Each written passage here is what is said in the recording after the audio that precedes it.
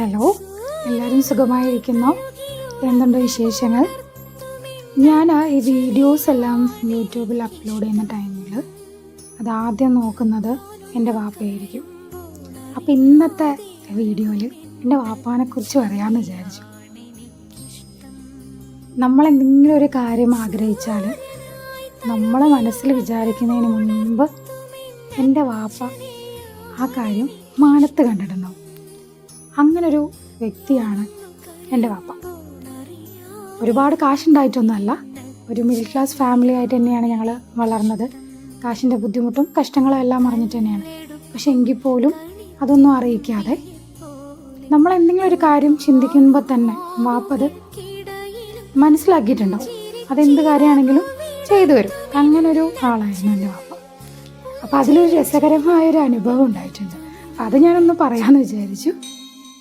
പണ്ട് ഒരു നാൾ എൻ്റെ ഉമ്മ ഇങ്ങനെ പറയുന്നുണ്ടായി, ഒരു ആട് വാങ്ങിയിരുന്നെങ്കിൽ നല്ലതായിരിക്കും. അപ്പോൾ അന്ന് ഈവനിങ് ഞങ്ങളെല്ലാവരും മുറ്റത്ത് നിൽക്കുമ്പോൾ എൻ്റെ വാപ്പ വരുന്നുണ്ട്. പക്ഷെ വാപ്പാൻ്റെ മുന്നിൽ കുറച്ച് ആട് കുട്ടികൾ അങ്ങനെ ഒരു ടീമായിട്ട് വരുന്നുണ്ട്. ഞങ്ങളെല്ലാവരും ഇങ്ങനെ അതിശയിച്ച് നോക്കണം. കാരണം ഒരാട് വാങ്ങുക എന്ന് പറഞ്ഞാൽ അത്യാവശ്യം ക്യാഷ് വേണം. മീൻസ് അന്നത്തെ കാലത്ത് ഞാൻ പറഞ്ഞില്ല, ഒരുപാട് കാശുള്ള ഒരു ടൈമൊന്നും അല്ല. അപ്പോൾ ഇത്രയും ആടും കുട്ടികളും എല്ലാം കൂടി എങ്ങനെയാണ് ഇത്രയും സാധനങ്ങൾ വാപ്പ വാങ്ങിയിട്ട് വരാം?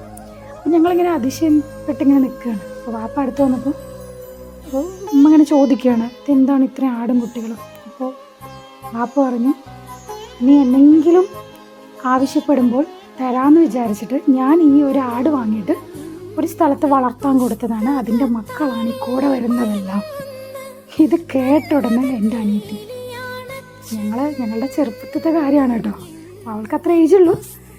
അപ്പോൾ അവൾ പറയുന്നുണ്ടായിരുന്നു, അയ്യോ ഇനി ഉമ്മ എനിക്ക് വയ്യ, എനിക്ക് സഹായത്തിന് ആരെങ്കിലും കിട്ടിയിരുന്നെങ്കിൽ എന്ന് പറയരുത്, നീ എന്തെങ്കിലും ചോദിച്ചാലോ എന്ന് പറഞ്ഞിട്ട് ഞാൻ നേരത്തെ കെട്ടിവെച്ചതാണ്, അതിൽ മക്കളുമാണെന്ന് പറഞ്ഞിട്ട് വാപ്പ ആരെങ്കിലും വിളിച്ചിട്ട് വരണ്ട. അത് കേട്ട് ഞങ്ങളെല്ലാവരും പൊട്ടിച്ചിരിച്ചു. തമാശയായി പറഞ്ഞതാണെങ്കിലും എന്തൊരു കാര്യവും, ഞാനിത് തമാശയായിട്ട് ഇപ്പോൾ പറഞ്ഞതാണെങ്കിലും എന്തൊരു കാര്യവും നമ്മൾ മനസ്സിൽ കാണുമ്പോഴേക്കും മാനത്ത് കാണുന്നൊരു വ്യക്തിയാണ്. എല്ലാ അച്ഛന്മാരും ഇങ്ങനെ തന്നെ ആയിരിക്കും. അപ്പോൾ എല്ലാവർക്കും നല്ലത് വരട്ടെ.